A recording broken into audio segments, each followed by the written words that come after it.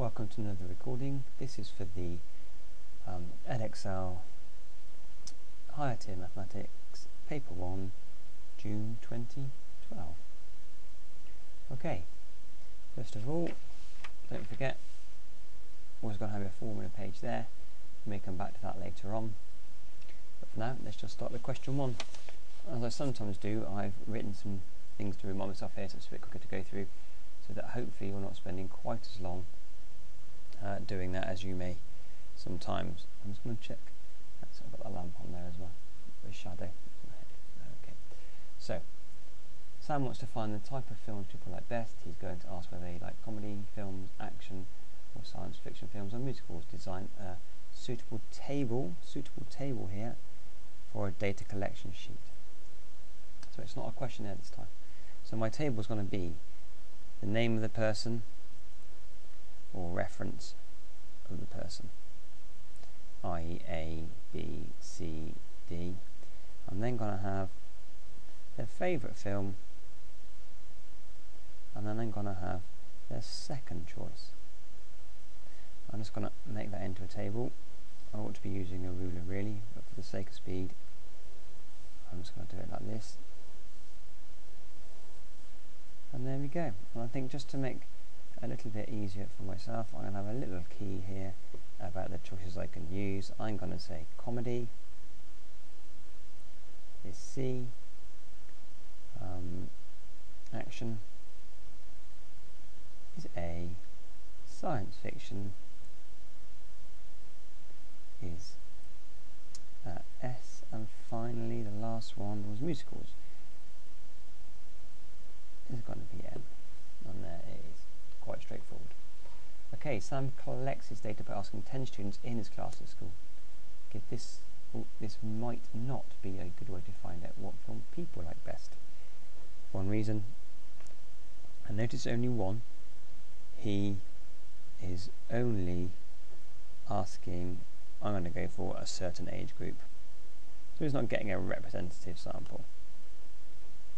Age group, so his sample is not representative of all people. There we go. Okay. Question number 2.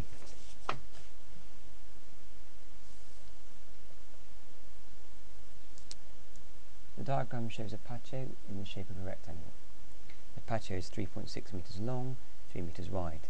Matt is going to cover the patio with paving slabs. Each paving slab is a square of side 60 centimetres. Matthew buys 32 of the paving slabs. Does Matthew buy enough paving slab to cover the patio? You must show your working. Well, to do this one, I'm going to draw a quick sketch there. I know that's 360 centimetres. This here is 300 centimetres. So 300 divided by 6 equals 5, so I'll need 5, 1, 2, 3, 4, 5 going this way, and 360 divided by 60, sorry, should have been 60 there before as well, by 60 equals 6, so he will need 6 going this way, and I know they don't make squares, but it doesn't really matter. 1, 2, 3, 4, 5, 6, and 5 times 6 equals 30, so 32 is sufficient. Answer, yes. Okay. The paving slabs cost £8.63 each. Work out the total cost of 32 paving slabs. I did this one using the grid method for multiplication, so I did 863 times by 30 and 2. I'll just set that out for you now, and here we go. 24000 3618 00 9016 120 and 6, and then line them up nice and neatly so you're able to add them up without any error.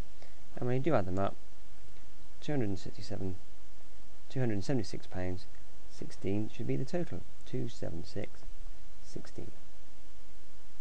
They've got the pound sign there, Sorry, you should have lost a bit. They've got the pounds on there. Do not put the pence on the end. Right.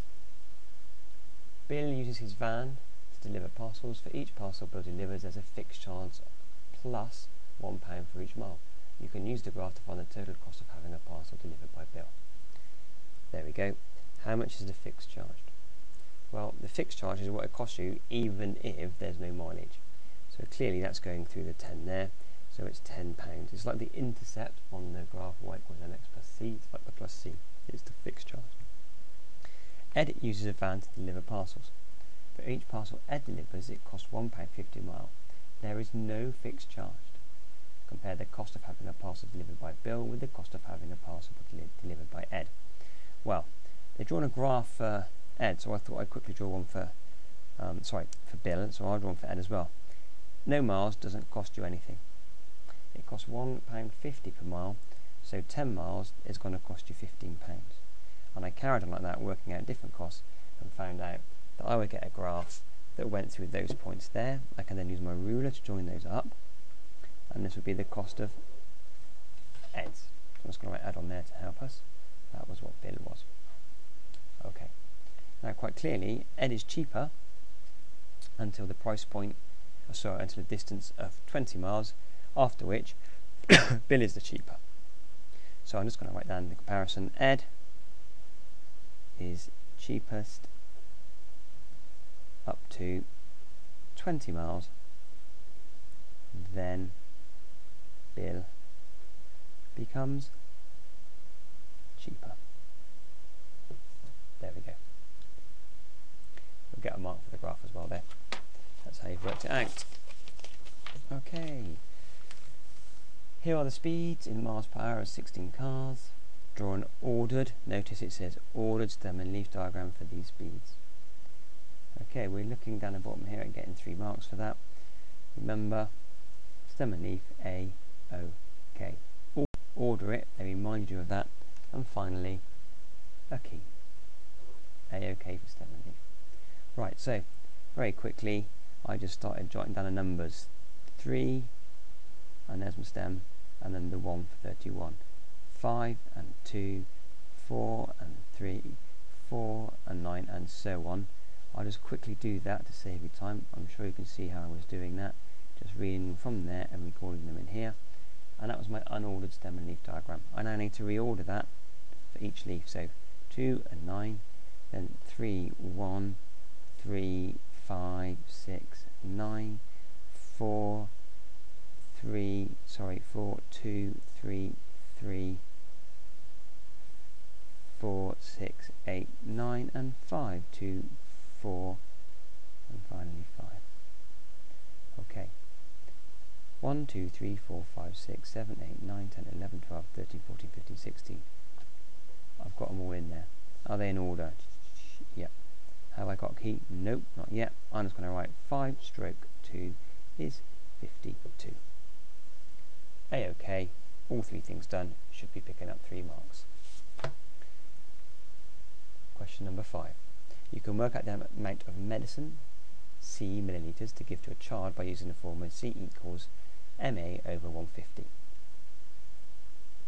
M is the age of the child in months, A is the adult dose. A child is 30 months old, and adult's dose is 40. Work out how much you can give to the child. Simple substitution here. C equals MA over 150. So in this case, C equals, well, M was 40, and child is 30 months, times 30 over 150. And that's equal to 1200 over 150. Do some cancelling there. 120 over 15, which looks like a 20, sorry, which is 45 over 5, sorry, 40 over 5, not 45 over 5, 40 over 5, which is 8. So the answer is 8 millilitres. All I've done is substitute the numbers in and then done some multiplying and cancelling.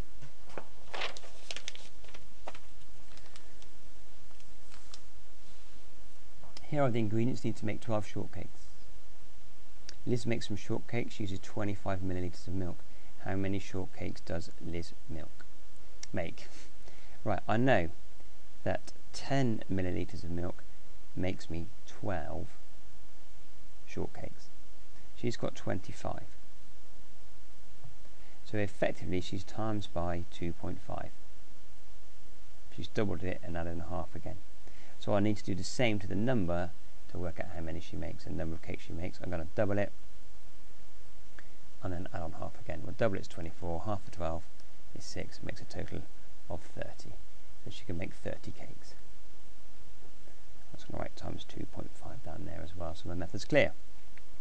Right, Robert has these quantities. Work out the greatest number of shortcakes Robert can make. Well, 500 grams, that's 10 times as much, that's 120 he can make with that.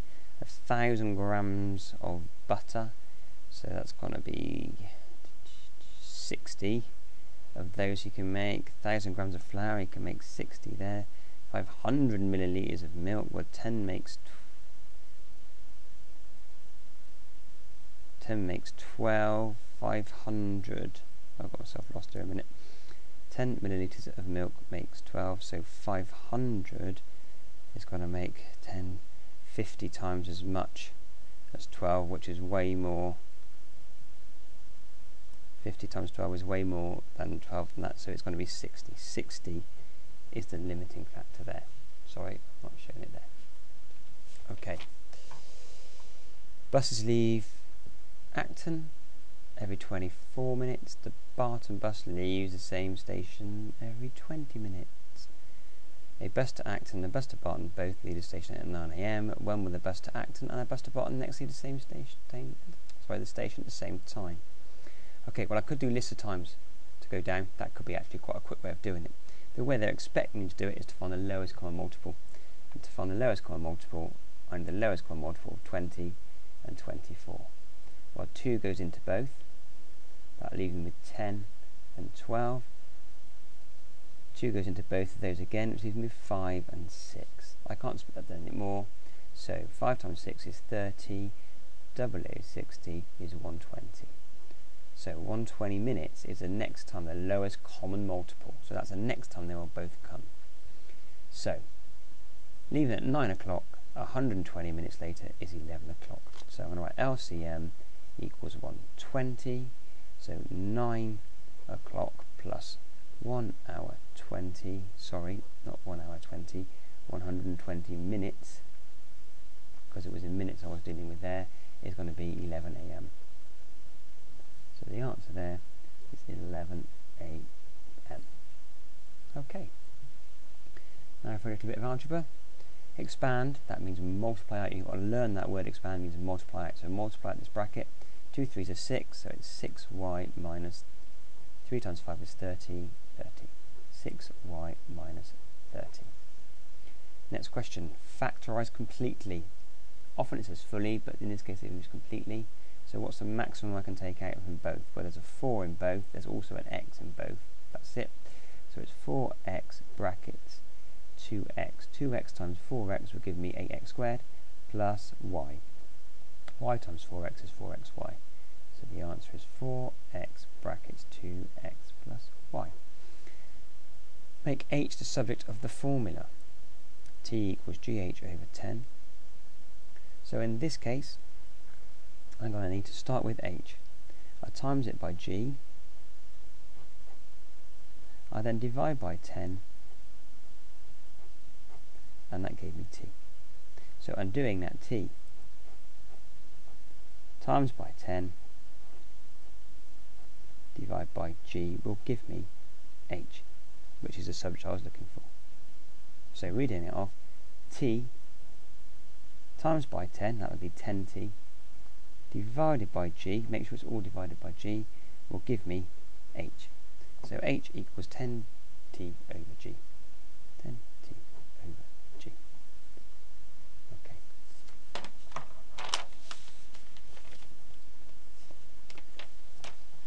Describe the single transformation, triangle A onto triangle B. It's A onto B. I'm going to quickly, I've got an old scrap bit of paper here, tracing paper, just draw that out, like so. That's A. Now, one method that's helpful here is that without turning the paper over, I can match it on. So that tells me that it's not a flip. I haven't turned the paper over, so it's not a flip. It's clearly not an enlargement at the minute.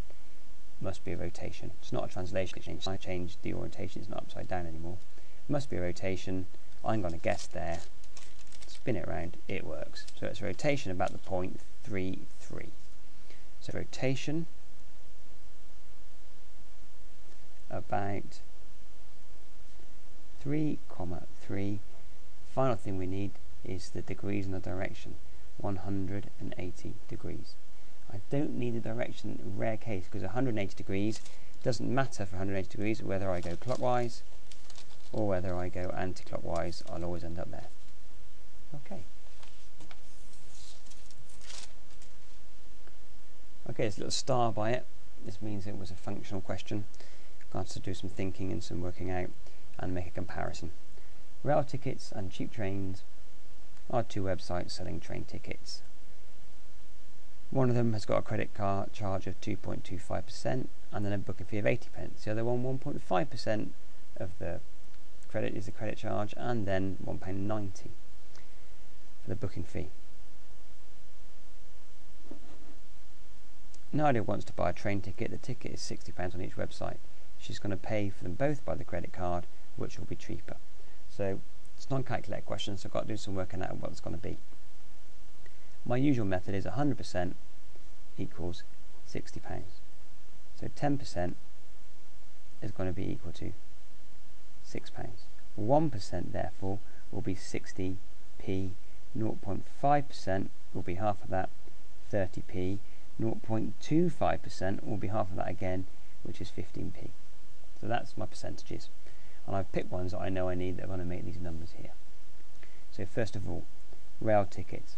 And make sure you line it up so you've made some comparison. I've kept it, rail tickets is there and cheap train tickets is here. I could even put a little line in there to show the comparison I'm going to make. RT, we want 2.25%. That's equal to 1% was 60p, so that's £1.20 plus on 0.25 was 15p. That credit card charge is £1.35. That's the credit charge.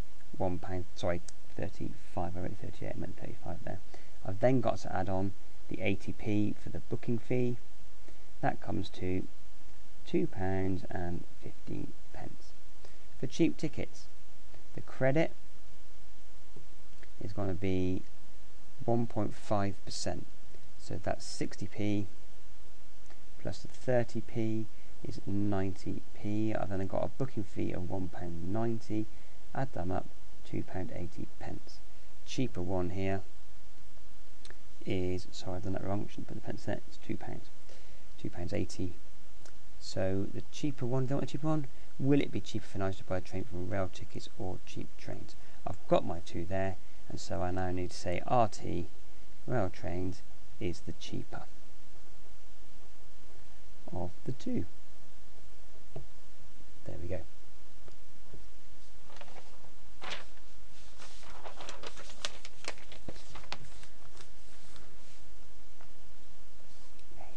Diagram shows a parallelogram. The sides of the angles are marked in degrees. Work out the value of x. There's some rules about parallelograms, but essentially it's a quadrilateral, so all of these angles have got up to 360. So 2x, 3x minus 15, another 2x, and 2x plus 24.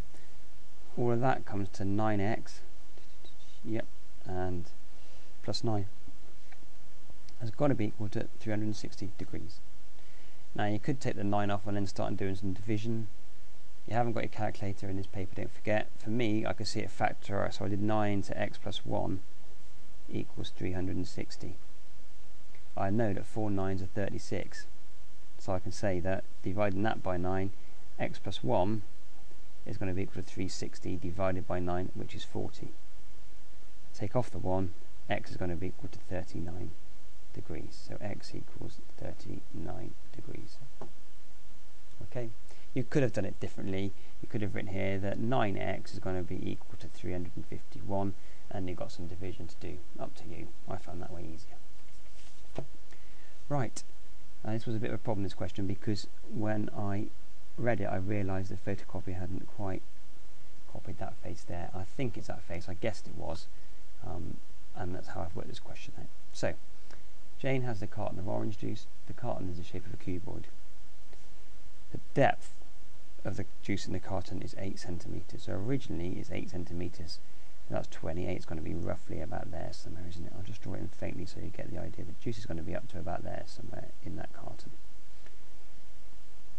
When she turns the carton over so it stands on the shady face, that's why I shaded that in,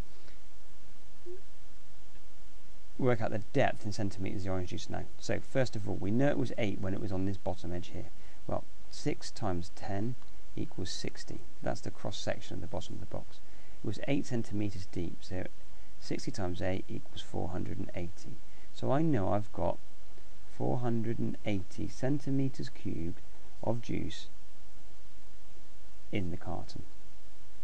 If I flip it over now, roll this down onto this side, I'm now going to have 6 by 20. Now 6 times 20 equals 120.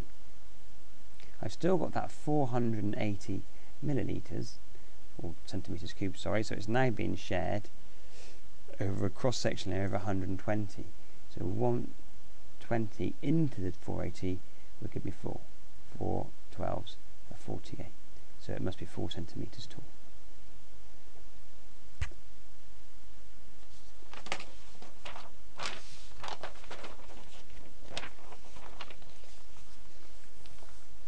Okay. You've got a regular hexagon and a regular octagon. Calculate the size of the angle marked x. Well, to work out the external angles of shapes, you do the number of sides divided into 260. How many times do you turn around? The number of times you turn around to get back to the start, and you've covered 360 degrees in that turn. So, the external angle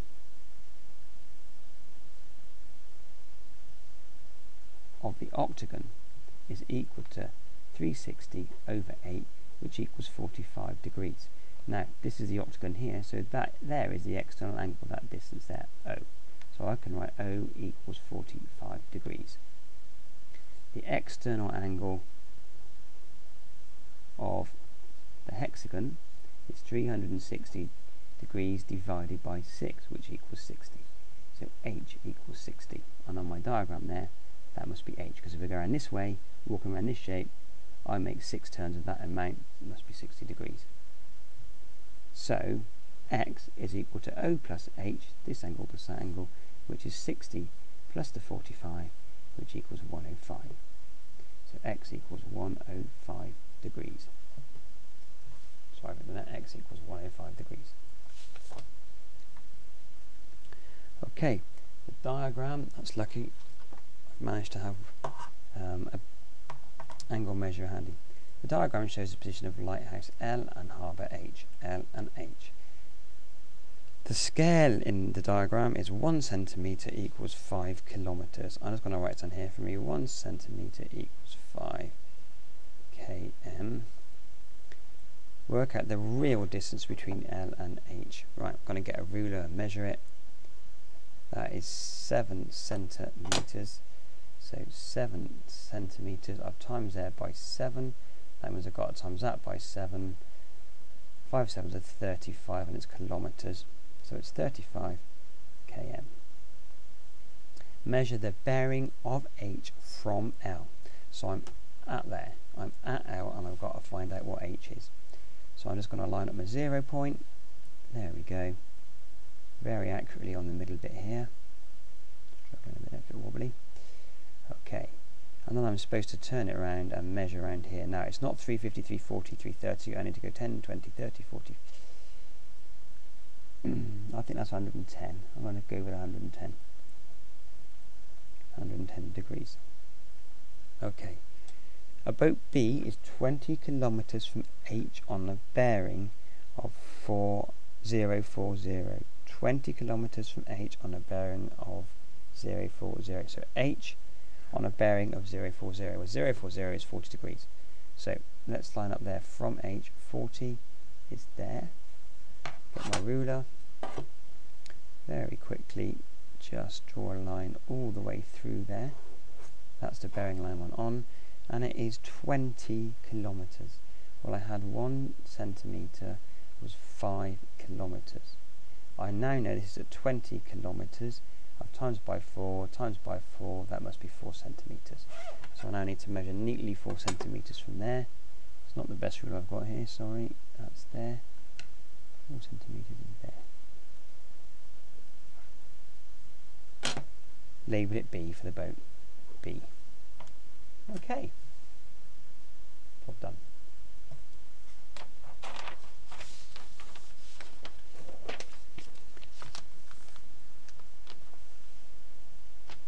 Harry grows tomatoes. This year he put his tomatoes into 2 groups, A and B. He gave fertilizer to A, did not to B. He weighed 60 tomatoes from each. The cumulative frequency graph, 60 tomatoes from A. Cumulative frequency graph showing solution about these weights. He used the graph to find the median. Well, he did 60, so the middle one would be 30. As you can see, I've actually drawn it on there already. We're going to read across at 30. Read down as well. And read of what that's going to be. Exactly 170 in this case. That wasn't too hard to read off. 170 grams. Okay, the 60 tomatoes from group A had a minimum weight of 153, maximum of 186. Uses information and the cumulative frequency graph to draw a box plot. Okay. Well, the minimum is 153. So that would be 155. It's going up fairly easy unit, so that's the minimum. The maximum is 186. 186 would be there. I've already worked out the median, the middle is 170. I now need to find the interquartile range, the lower and the higher. So on here, halfway between 30 and 60 is 45. Let's read that off. In this case, straightforward, 175. Half between 30 and 0 is 15. Again, let's see what we get there. 165. Okay, so the bottom, the lower quartile was 165, the upper quartile was 175. Draw my box. Draw in the whiskers to the 2 extremes. There we have it. Okay. This is for group A, that's for group B. Compare the distributions. The actual size of them look relatively similar, though on average these are lower. The median for group B here is lower than group A. So I'm going to say, and it's worth 2 marks, they always like you to compare first of all a measure of the middle, the central tendency, and the measure of spread for the second mark. So the spread of the 2 tomato plants is pretty similar really. The boxes are almost the same width and the whiskers are the same width apart. However, it's the median, the middle mark is much lower in these B ones. So group A have a higher median, and I'm going to put it back as average, so are heavier. Both groups, however, are similarly consistent, and that's the key word, that's my idea of spread, consistent as their range and IQR, interquartile ranges, are very similar.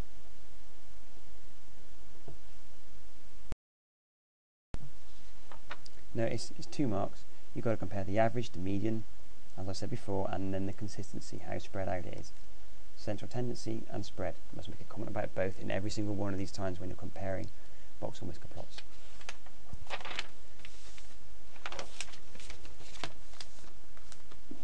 Okay, simplify.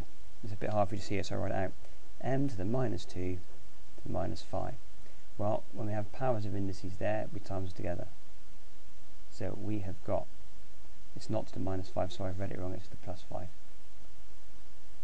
So 2 times 5 is 10, minus, so it's m to the minus 10. That's the same as 1 over m to the 10. 1 over m to the 10. Okay, factorise x squared plus 3x minus 10. Okay, so 2 brackets. I've got to get numbers at times together to give me 10 and add together to give me 3. It's a minus, so one's got to be minus, one's got to be plus. Need 2 x's there and there. Well, 2 and 5 make 10, and I've got a difference of 3. So it's going to be minus 2 and plus 5, because 5 is more than 2, so that'll give me an overall positive. Yep, that's the answer.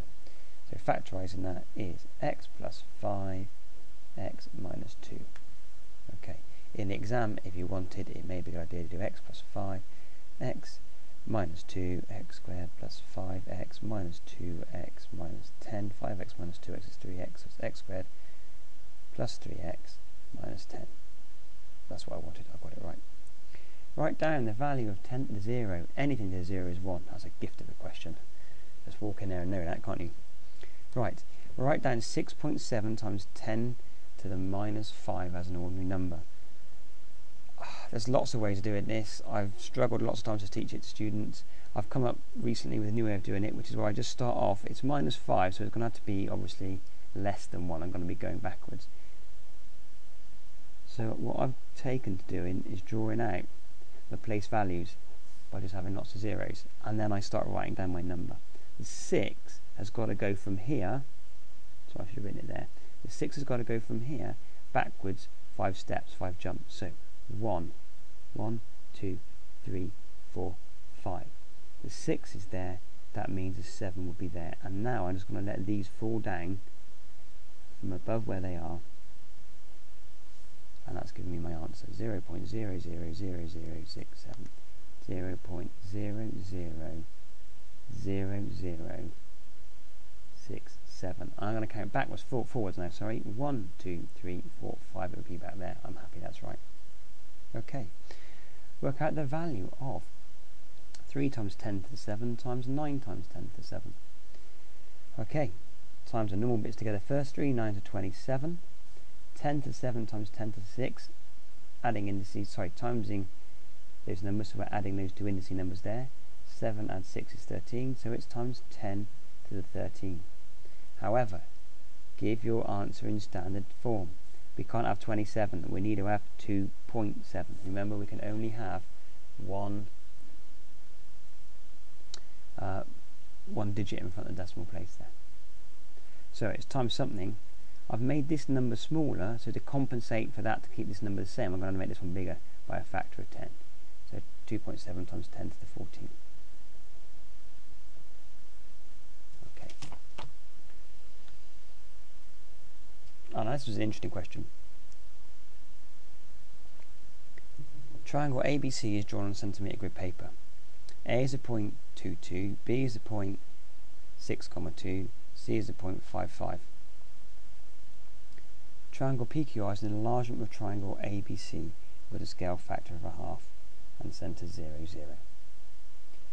There's different ways you could do this. You could think about some scale factor stuff and what happens with area with scale factor and that type of thing,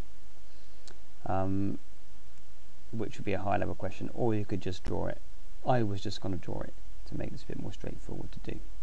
The centre is 0, 0. Scale factor is 1/2.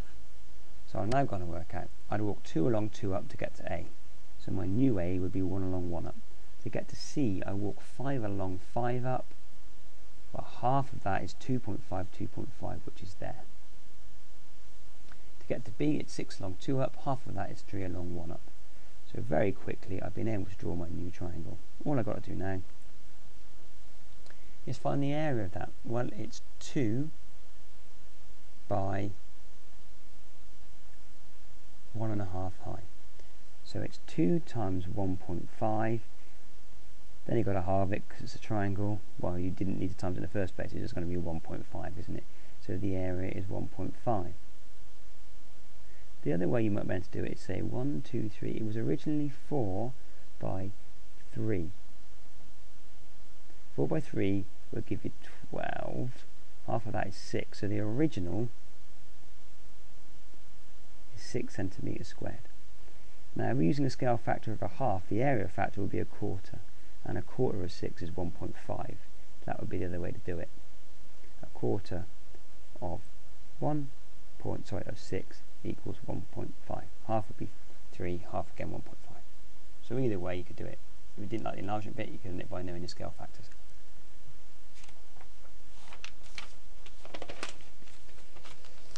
Okay. When it goes to a fun fair, has one go at hoopla? Here's you go at hoopla in a diagram, then you go at the coconut shy. The probability of hoopla is 0.4. Probability of coconut shy is 0.3. Complete the tree diagram. I never understand how you are allowed to have a mark for doing this.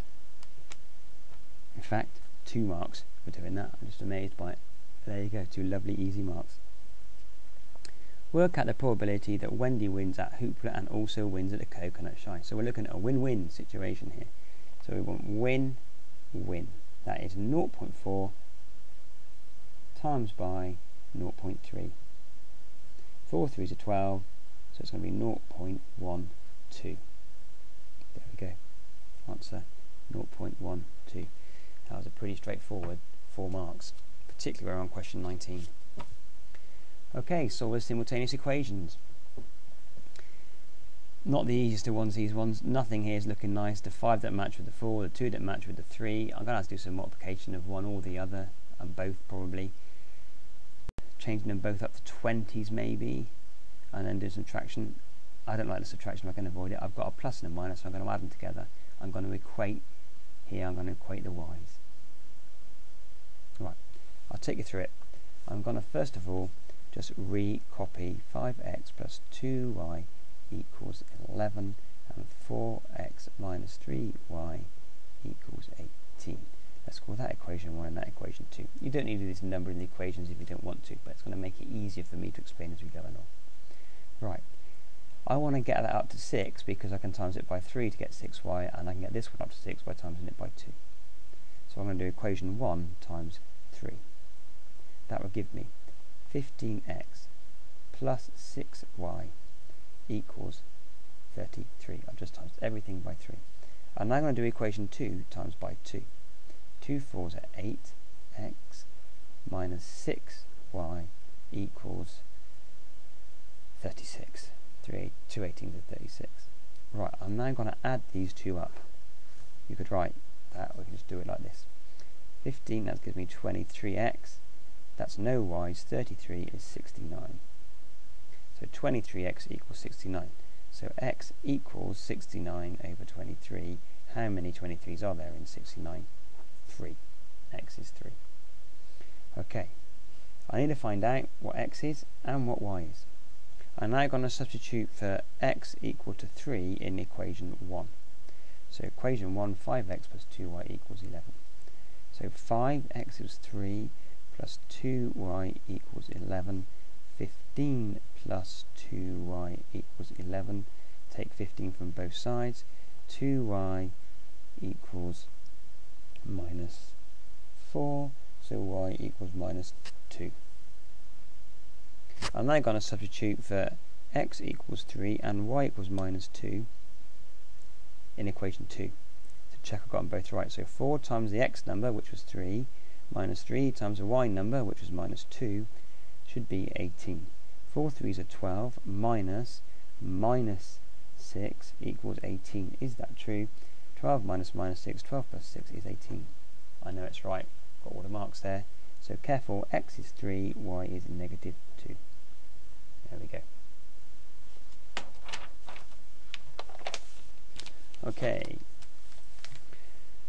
Circle theorems. Read the information, see what we can get out of it. The most important thing is that the AB and AD are tangent, so they will be at right angles to this radius here. So I'm going to add that in there now. That's crucial. We'll see why in a minute. We know this angle here, so we don't know this angle here is. That's the one we're looking for. We're going for that one there. The angle DAB is 50. Work out the size of BCD. Now the reason that was crucial is that I know that angle there's 50. That there, right angle is 90, and that angle there is also 90. 90 add 90 gives me 180. that means that these two together here must be equal to 180 as well, because I'm remembering to find the angles in the quadrilateral are 360. So if those two are taken up 180, I've got 180 left share between these two, which means that this one here must be 130 degrees. So the angle at the centre there is 330 degrees. The angle there will be half it. The circle theorem is that the angle at the centre is double the angle at the circumference here. So half 130 is 65. So that angle there must be 65. Oh dear. I've got to give some reasoning for that. I hate that because it's actually absolutely obvious.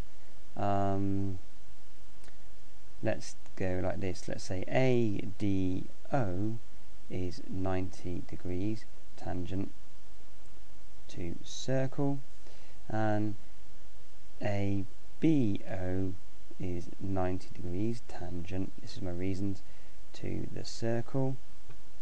There we go.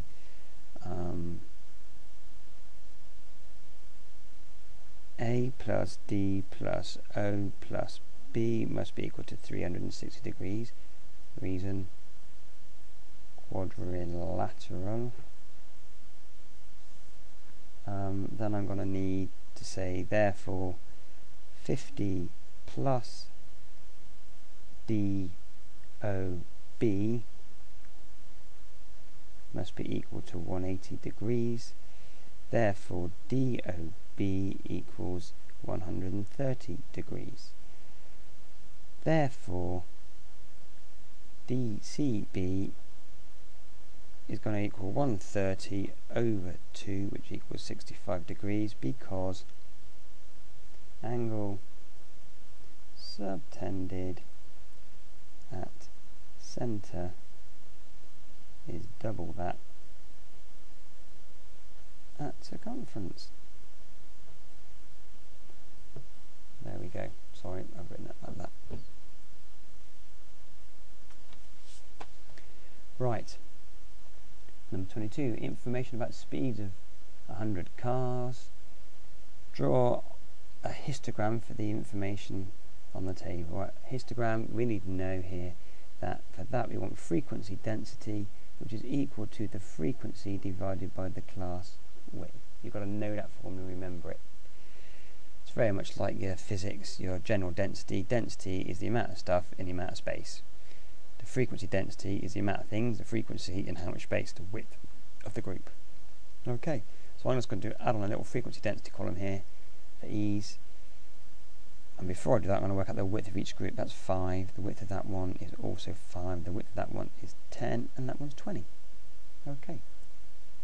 15. Frequency divided by the class width. 15 over 5 is 3.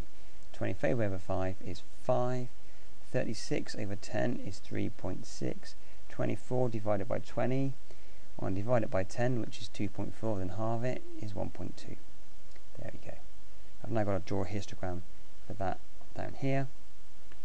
I think I'm going to go for, let's count if I can get 5 at the top. 1, 2, 3, 4, 5 I can. Let's call that 5. So 60 to 65 got to be 3. 60 to 65 is there. Is going to be 3.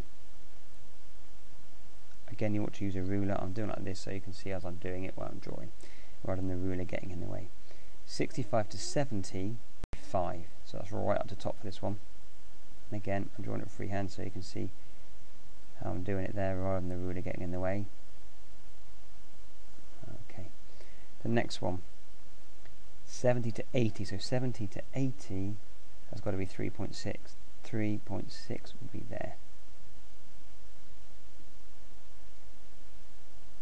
And the next one, 80 to 100, so all up to there is 1.2. 1.2 it's going to be there. Okay. I normally say to students, I've done it in pen, but if you do it in pencil, it's always worth doing just a little bit of shading in on each one, or maybe just that on each one, so you're able, so the examiner's able to see where your boxes are, because if you've done it in pencil sometimes it doesn't photocopy so well.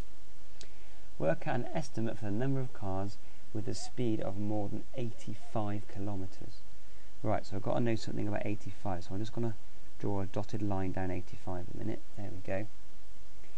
85 kilometres, number of cars. Well, I know that the frequency density is equal to the frequency divided by the class width.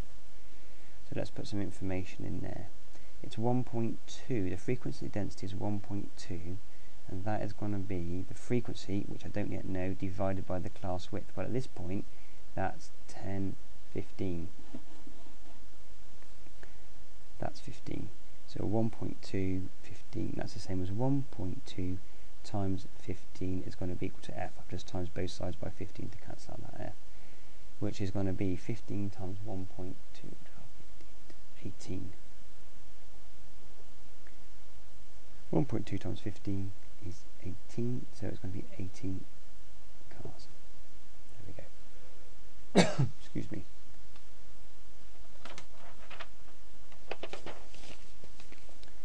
I'm beginning to get towards the end of the paper. Right, simplify. X squared plus 3x minus 4 all over. Right, okay. There's going to be a common, if I factorise these, there will be a common factor. That's the only way they can write these questions. I normally pick the easier one to factorise first of all, because it's going to help me factorise the second one. So the top part, the numerator is x squared plus 3x minus 4. That's going to be equivalent to, let's do some factorising. Add up to 3 times together to make 4. 2 and 2 don't work. 1 and 4 is going to have to work. It's going to be a 1. Sorry, 1 and 3. 1 and 4 is going to have to work. Sorry, let's get that right. 1 and 4 is going to have to work there.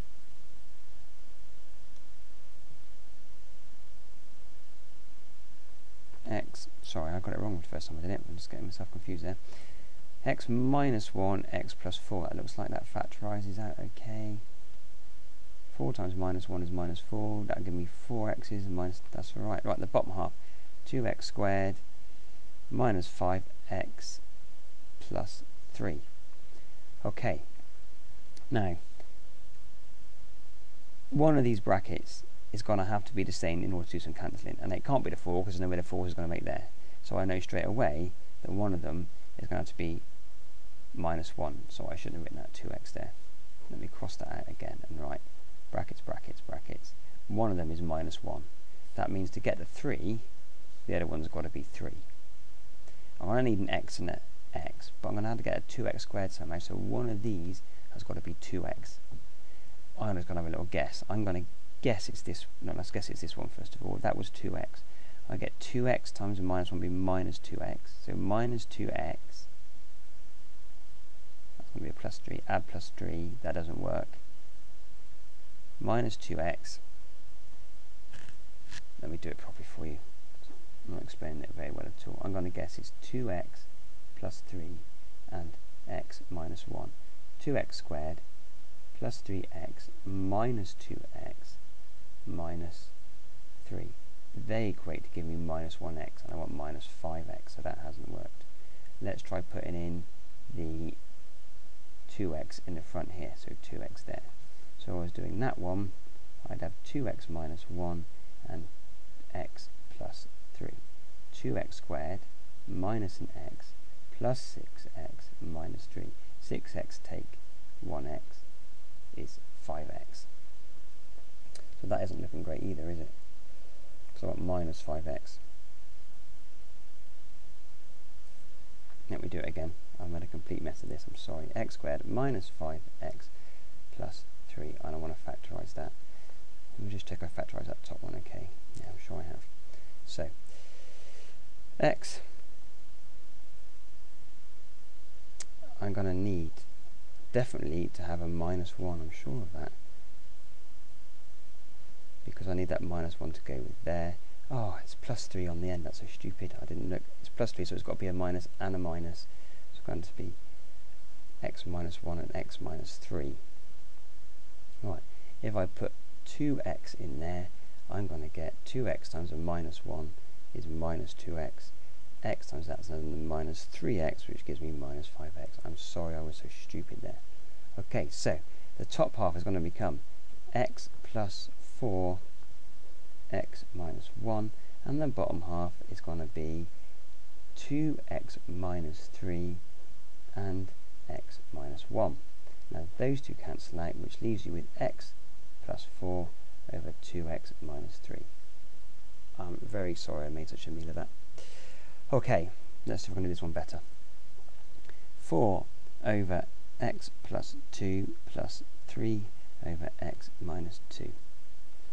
Okay, I'm going to use what I call the upside down picnic table for this. You could work out your common factors and do your times if you like.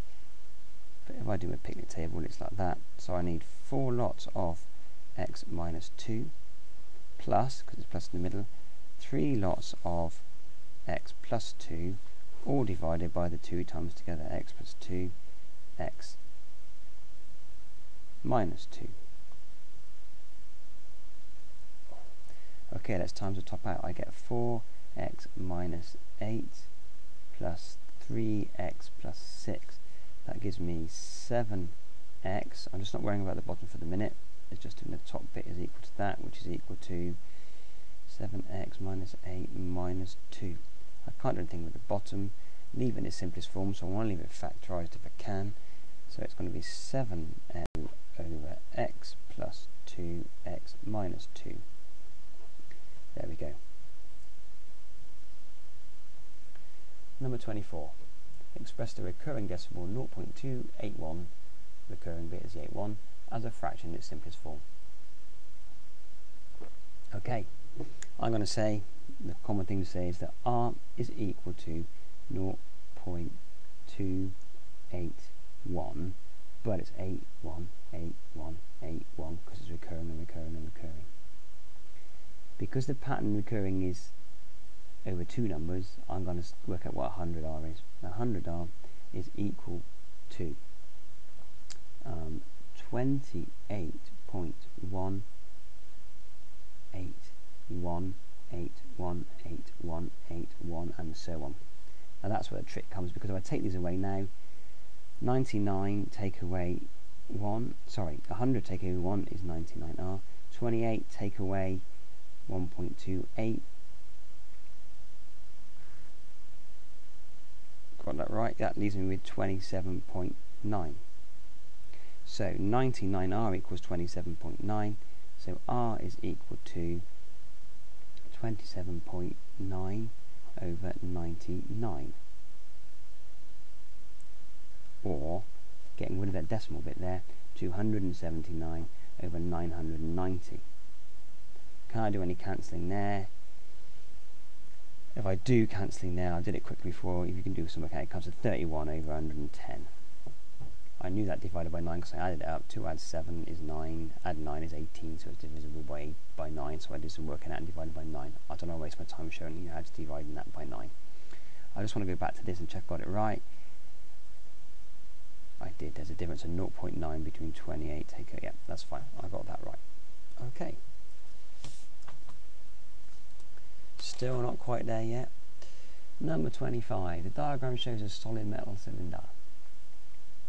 The radius of the base is 2x, the height is 9x. It's melted down and made into a sphere of radius r. Find an expression for r in terms of x. Right, so let's first of all just go for the volume of the cylinder.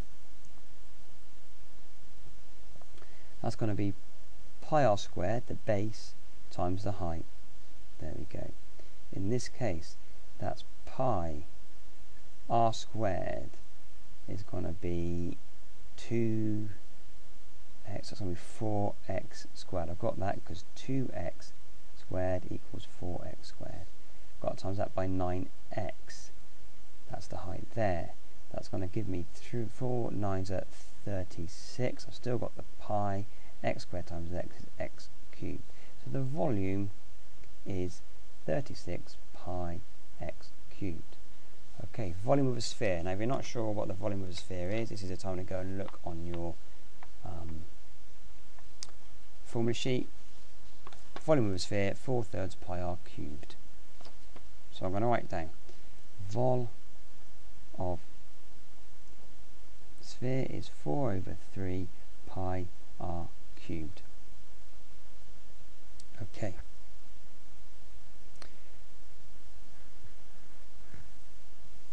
So we now know that the volume of the sphere is going to be 36 pi x cubed. We know that because it's the same as whatever you've used to make that you're melting down. You've got the same amount of stuff to make the sphere as you had for your cylinder. It's that. So we know that 36 pi x cubed is going to be equal to 4/3 pi r cubed.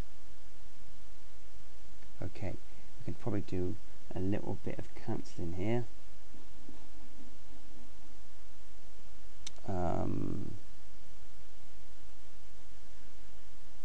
Well, first of all, I can get rid of the pi's. They cancel out on each side. I can divide the 36 by the 3. 36 divided by 3 is 12. Is that right? No, that's rubbish what I'm talking about there. Sorry. It's a bit too late doing this tonight. 36. I've now got 36x cubed. I've cancelled the pi's, equals 4/3 pi gone, so it's r cubed. Right, let's go again. I can cancel 4 of those with 4 of those. 36 divided by 4 is 9, so 9x cubed equals 1/3 r cubed, times by 3 both sides, 27x cubed equals r cubed.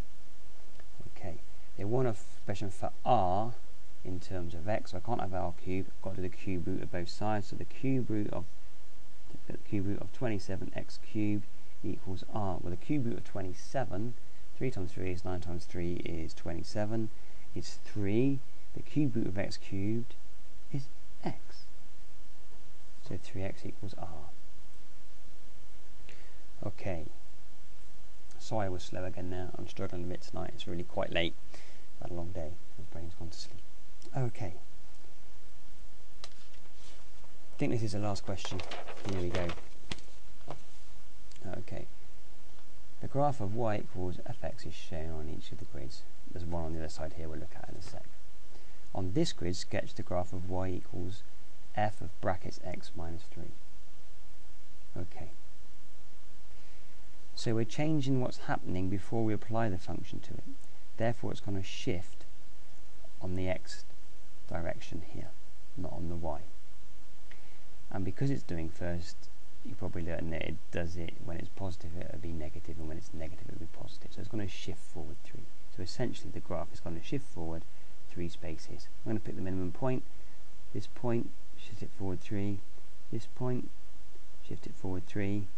Goes nicely through there, so bring that forward 3, and nicely through there, forward 3 is there. And then just try and draw, so aiming for the middle there, it's going to be something to there. And then just try and draw a nice smooth curve, smooth as you can go through those. That was terrible there. Doesn't matter, they get the idea from that. They know what I'm trying to do.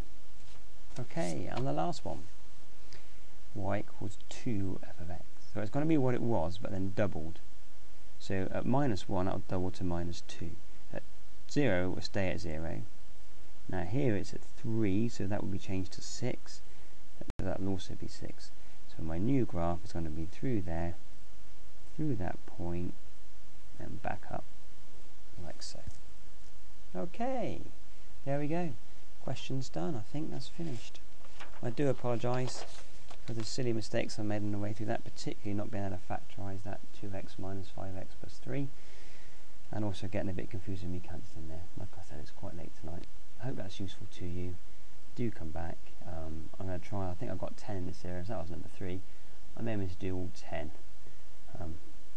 Might make it, might not. Thanks for listening.